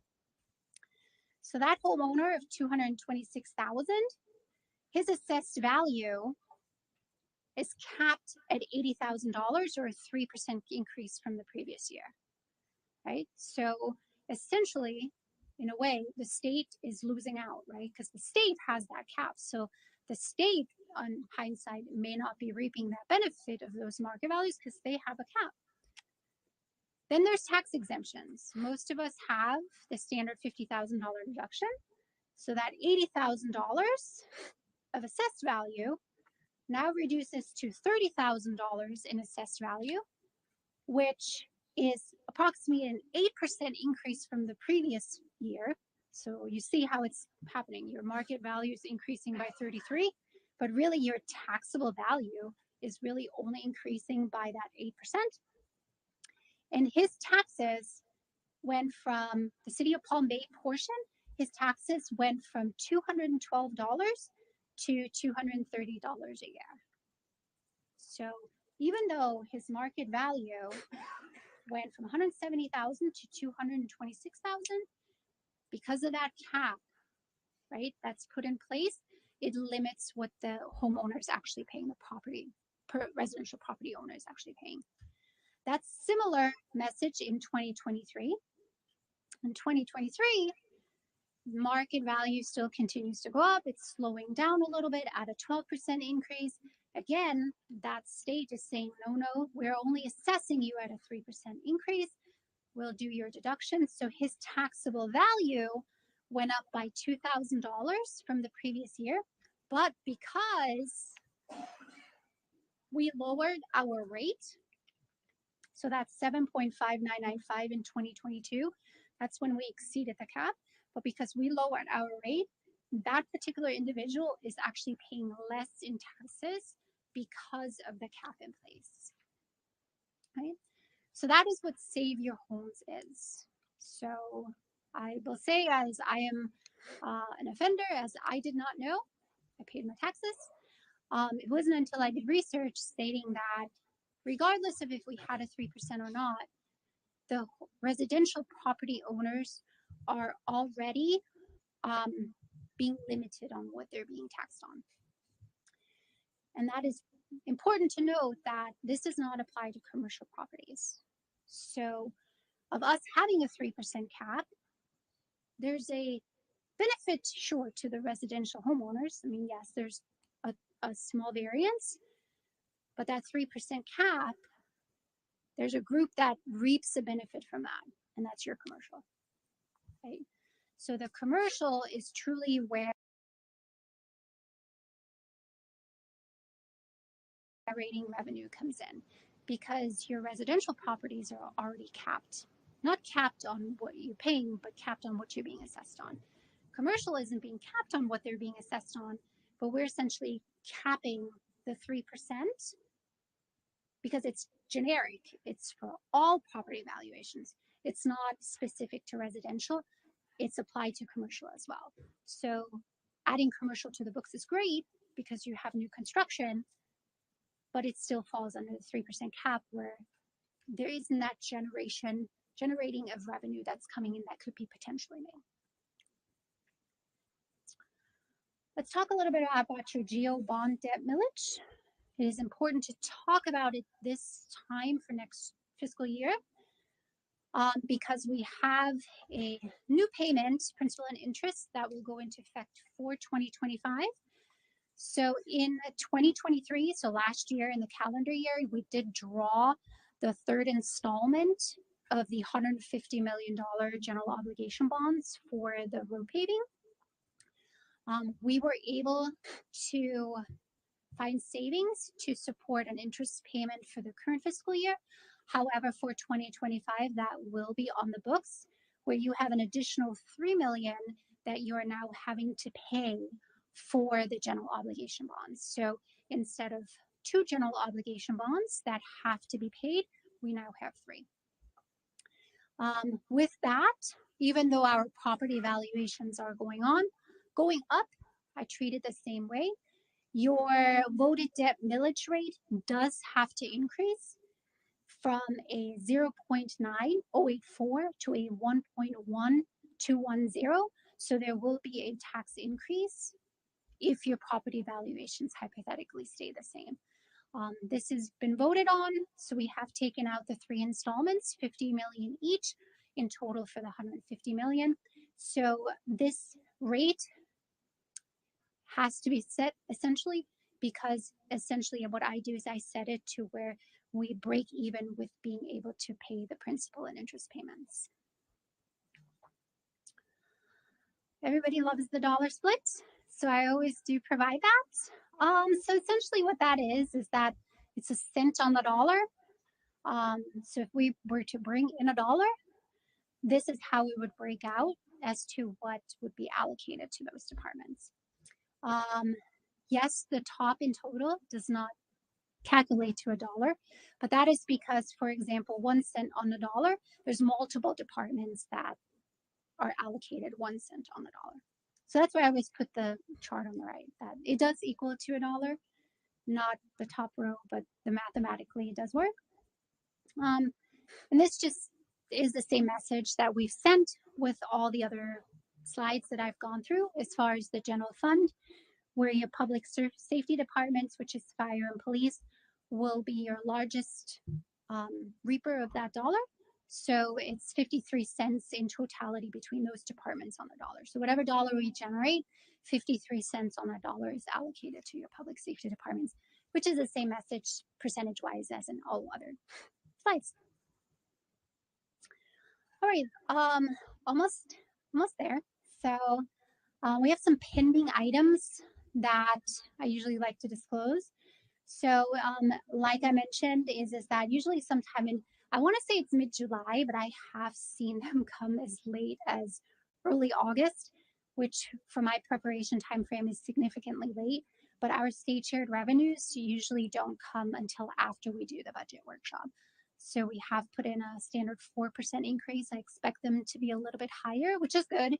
I'd rather them be a little bit higher than what we're projecting, but all those have not been published as of today. So those are estimates, and you will either see them updated before we go to approve for the adoption. I doubt that they'll come in time. It just depends on how fast the state is with sending out that information. Important upcoming dates. So let's see, let me go to it so I can read it. My department runs by what the state tells me, Department of Revenue, Truth and Millage, or TRIM department. So I have very specific time frames that I have to hit. And my budget calendar is very timed.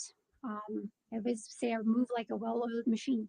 Maybe that's why my budget process, is a little bit. July 18th at your regularly scheduled council meeting, you will see the agenda come to you for certification of your taxable value. We will propose your millage rate and we'll set your public hearing dates. Our practice, I want to say our practice is to propose the current rate because remember, as we propose and I file that with the state, you can always go down, but you can't go up. Historically, we've had some bad weather that tends to come. And remember, if you do go in to the proposal at a lower rate and something does happen, while we have stabilization funds, you never know, right? I've been here where we had Dorian coming in at category 5, and that I'm not sure I wasn't going to come back if that was a category 5 coming. But it's good to go in and propose at a higher rate, but we present to you on a 3% cap, right? So you will see that. We have our proposed budget distribution July 29th. Had some staffing changes. It's just me at the moment in that area. So I can say I'm not even small and mighty anymore. I'm just small, I think. So it's just me doing things right now. So my goal is to get it to you by July 29th. That's your proposed budget. It's pretty much, I've already built it, but there's just a lot more to the actual proposed budget that comes out. A lot of writing and explanation. We have set aside an optional workshop for August 6th that is already being coordinated with your calendar. So it is up to you whether you choose to move into that direction or not. At the moment, what you will come on July 18th, I am proposing your first public hearing to be September 12th and your second public hearing to be September 26th. I've already done some coordinating. We had looked at can't do some Wednesdays. We were looking at, or can't do Tuesdays because of restrictions. We can't have them the same day as the county and the school board. So that sometimes limits it. And then I had chosen Wednesdays, but I think it was September 11th. So we kind of opted not to have them. So normally I like to have them on Wednesdays, but for this upcoming September, we're looking at the 12th. And I have already coordinated that at 6 p.m. I would like to state that when the agenda comes to you on July 18th, once you set those dates, we cannot change them. Right? It's very important for us to hold those hearings. Even if we come for just 5 minutes, right? My birthday is in early September. We can just say, happy birthday, Angelica, 5 minutes, we're good. But it is very important that we have those, right? So the September 12th date is actually printed in your tax bill. And once it's printed and we do not go by what is printed, there's a lot of gray area that we start getting into with violating statutes. If we maintain those 2 dates, I will publish in the Florida Today on September 23rd. That is a Monday. I am required to do that. So I will handle that. And then if we go through the motions of adopting on September 26th, which is about a week or 2 later than we normally do, but it's fine. It's still within Florida statute requirements. Then I have a 30-day calendar requirement to publish our adopted budget on the website by October 26th. I've made it a standard to publish the entire 400-page book within 30 days. I've gotten us down in the last 4 or 5 years from 86 days to I think the latest I had was 27. But remember, it's just me. So I would like to get it to you by that time, but it's a lot. I'm handling a year closeout and moving things into the new year. So I'm taking on a lot. I'm working for 2 people. So, officially, the official book that we do for the award, I have 90 days from adoption to publish. So you may see your approved budget, but it just won't be as fancy. I'll get it to you, but I will do my best. So these are important upcoming dates, and I think that is it for me. So let me see my time. Oh, I did in 47 minutes. 47. Well, I'm first getting- I'll kick it off by saying thank you so much, ma'am. Our city's blessed. We're truly blessed to have you on our team. Oh, thank you. Thank you for all your hard work, and to the entire team, outstanding job. I know this is a huge process that you've been undergoing for quite some time, but wanted to give you kudos on that. Deputy Mayor, you have any questions? And Angelica, thank you so much again. You know, the mayor, city, all. Think this is really, we're all very fortunate and blessed to have you Thank you. and your team. As far as revenue, I know that has been a conversation, part of the TPO, where the tax, the gas tax revenue, LOGT. Mhm. yeah. Mayor, I know you love, you know, the abbreviation, yes, whatever that is, what you just said. But I know with more and more EVs on the street, Mhm. and it seems like your proposed line item for that is higher. Mhm. Is that a So, real number, yeah, or is that so I don't have the exact with that particular one, but I look at trends, right? So I'm looking at a sort of a 3-year history. So as things trend down, I take that into consideration. So they're projections, right? So we have to really, it's the thought that yes, more EV, vehicles on the road that aren't paying that tax.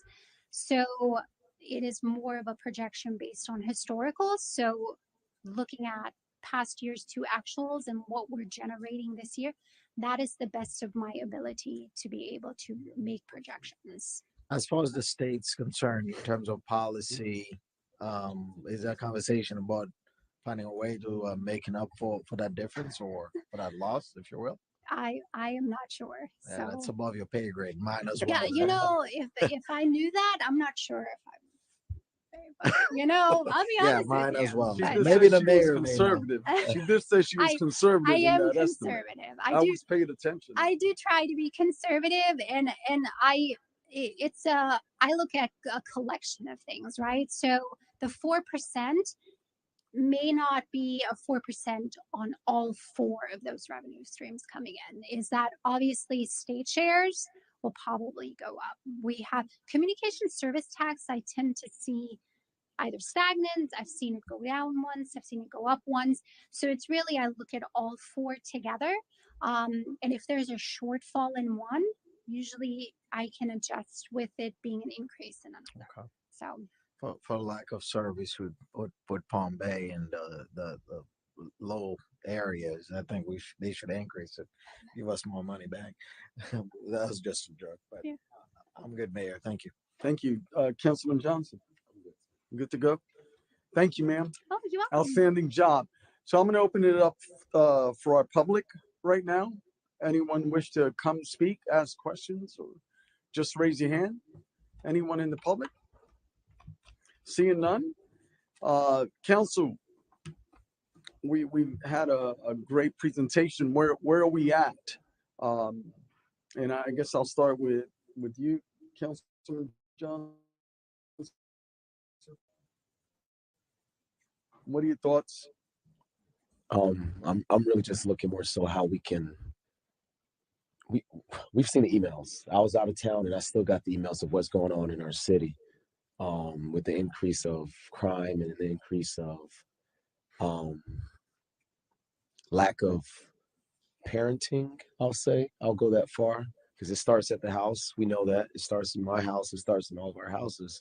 And when we have a lot of these teenagers committing these crimes, it starts with home training. And police officers aren't meant to be the parents. Firefighters aren't meant to be the parents. We're not meant to be the parents. But to the same token, that's a necessary need that we need to do for those that are doing right to protect them, because a bullet doesn't have a name. So I really feel public safety is the emphasis. Infrastructure is the emphasis. But, you know, you said it best. We were talking about the Evans Center. I'll be bringing up something on Thursday's council meeting, but just really trying to engage these youth before they go down that path and don't go back, because it's still not too late. So just, you know, finding opportunities. Yes, we have the senior center, but we're leasing it out for like $1 and they're making almost $500,000. So these are things we need to consider as well. So we can try to save our city before we really end up like other areas. So that's really, I know that's kind of not budget wise, but it is. So that's where I've been at, Mayor. That's why I've been a little quiet. So Okay, so what I'm hearing, well, let me hear from you, Deputy Mayor. Thank you, Mayor. I think I would echo everything Councilman Johnson just mentioned. Certainly, public safety got to be in the forefront. You know, response time, really. And I know we've been, I'm not sitting here. I think we did in the last couple of years, we've helped a lot, because this area they were suffering rather lack of equipment and personnel. I think we've made a lot of great decision as far as policy and really funded, but we still have ways to go, and that should certainly be a focus as we looked at this year's budget. I think the added feature of the Save Our Homes presentation, I wanted to commend Angelica, for that, because it gives us a perspective, gives the citizens a perspective of their protection regarding the actual taxes that they would encounter, any increases. So what I'm hearing, if I'm hearing you correctly, public safety is at the forefront, and we're talking about maintaining this 7.017 rate at this time. Am I hearing you all correctly? well, that I'm not sure on yet. That's something I still need to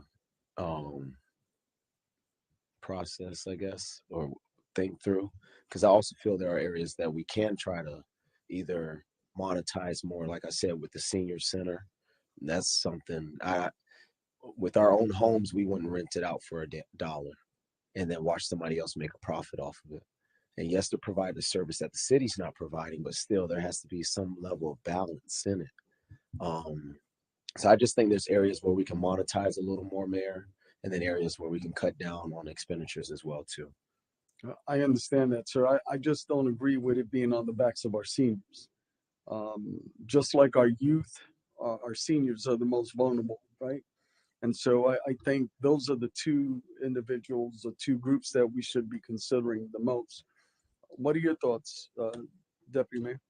No, I think it's a good, interesting conversation. I think all should be looked at. If there's a group that, well, I think more the conversation, it's about our facilities. It's a bigger conversation.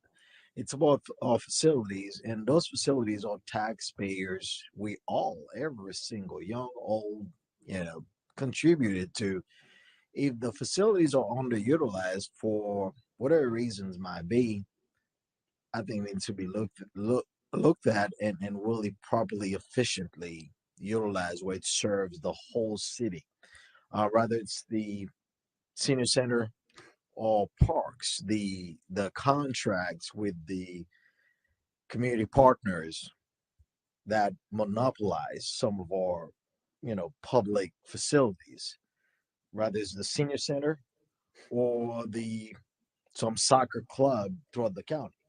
So I think we at a point where we need to do an assessment of all public assets that the taxpayers contribute to, where everybody equally have access to. So it's not this group or that group monopolizing our assets and not being utilized, where it can be put to good use for youth, and I think that's a bigger conversation, if you will. But on that conversation, as far as our youth, and some may know, and about a month ago at Fredley Park, the shooting. And I received a phone call from our city manager at 6 o'clock. My daughter's car, 4 bullets went to her car. She was at that park at a kids event, as a youth event. She was there. And that could have been one of the worst phone calls I received. So fortunately we were blessed enough. She was fine. And yeah, that's the conversation we need to have. How can we equip our, men and women to have the necessary tools to help in that area? Yes, Councilman Johnson, it starts from home, but how can we utilize or properly equip our men and women to assist in that area, to go above and beyond? They are limited in staff and resources. So I think that's somewhere we need to look at, and it's not just one group or the other. It's the overall. It's a bigger picture we need to look at. Well, part of that discussion we already had. Part of that discussion I've already said. I'm a product of inner city. I was an inner city youth, and it was programs like the Boys Club. It was programs like the Sea Cadets that instilled a discipline and brought kids from the Bronx into locations where there were services that were provided. Part of what I'm hearing is that that's how you could minister to the youth here today. And on the other hand, I'm hearing charge individuals that are providing these programs. So it's like I'm hearing two different sides here, all in the same conversation. I think if it's going to be effective, our youth, I agree, Councilman Johnson, there is an element of parenting at home. You cannot regulate a person's heart, right? It's about what we can do. I believe our youth are the answers. I truly believe that. I continually pray on those things. So that being said, what can we do collectively? I love Little League. I love Palm Bay Youth Athletic Association. I love all the football programs. What else can we do to create opportunities for our youth to collectively come together and do something positive? They have all this energy, gentlemen. I mean, I'm sure you remember when you were young and rambunctious, you have all this energy. Where are we going to focus on giving them that opportunity where they can be creative and bring it, whatever negativity that they have, we can turn that into a positive? That's the key in this conversation that we should be looking at. I'm not sure the answer is charging the seniors or individuals that provide a service like the baseball leagues, like the football leagues. I think we need more of that, quite frankly. I think we need more programs like the Young Marines, the Sea Cadets, those type of things that instill a discipline in our children, and opening it up, like you said, the Evans Center. Expose those children to other things that they hadn't seen before. I think that's what's effective. I remember as an inner city youth, I went to a summer camp one year, and that was fascinating to me, right? Again, it's just getting the right mentors to take our youth to another level. Right now, I agree. God bless you. I thank God that your family didn't experience anything of loss other than, the vehicle being harmed, because that would have been devastating. But I truly believe there was angels that protected your family as well, protected your daughter. I will say that these conversations do need to ensue. At the same time, we can't look at it, just one way or another. If the focus is helping these children, then let's collectively come together and see what we could do about that. That's why I love midnight basketball. those are programs like with Court Kings that I think it gives our youth an opportunity to actually use that energy on the courts and then be able to hear a message that can give them hope and a future. Let them see that they do have a future. It's not just surrounding their circumstances. Anyway, I think enough has been said. I just wanted to try and give um, our management team where we should be looking at. Um, so, as Angelica said, we always have gone at the higher rate, right? We're not setting anything because we just don't know what's downrange. Um, so at this point, that 7.017, if you looked at that chart, um, it it's with the Save Our Homes uh, attached to it. We're talking about a possibility. Yes, would that exceed the rate? It appears that it does. A 7.017 rate. When just a few short years ago, when we first took office, it was at over 8%. It was over 8%, gentlemen, and we've actually done really good. So I want to lay that out there. We're not setting the rate today. We don't have to, but let's keep that in mind.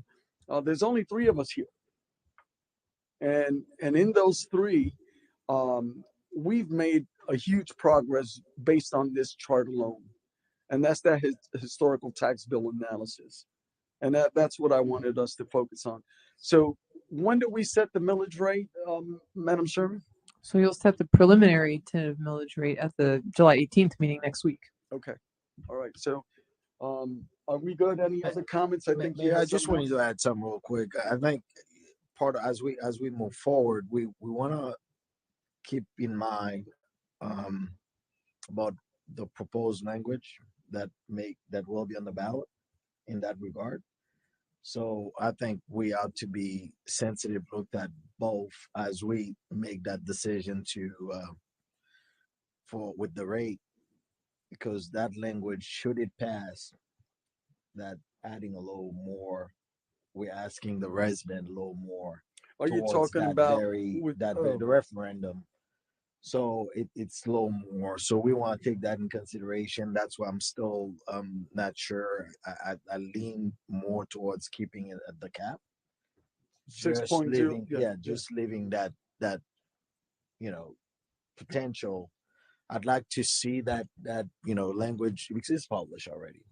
Or not yet. Okay. So but anyway, No, we haven't even gotten there yet. what but Next week. that's a potential conversation we'll have Right. on the next meeting. Correct. So that's what I'm saying. So take that into Oh, consideration yes, as I have been. we move forward. So I have.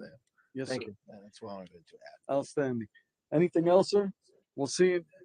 Would you like to add something, ma'am? No, sir. It's pretty clear. I think direction is to add some more public safety components in terms of staffing. I heard that pretty clear, I think, from everyone. And what you'll see next week for the preliminary tentative millage will be, as Angelica mentioned, we always set it at that existing rate just to give a little buffer, and then whatever you all ultimately decide we'll work with. So, thank you.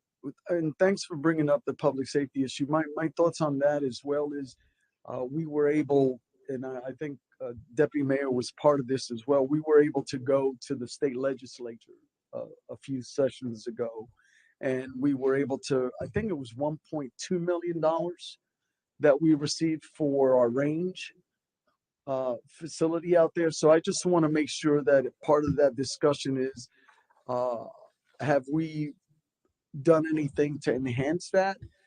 Because those are funds that we went out and we have gotten state appropriations for. So I want to make sure we're doing everything we can to make that range a facility where regionally we're known as a great training facility here within the confines of Palm Bay.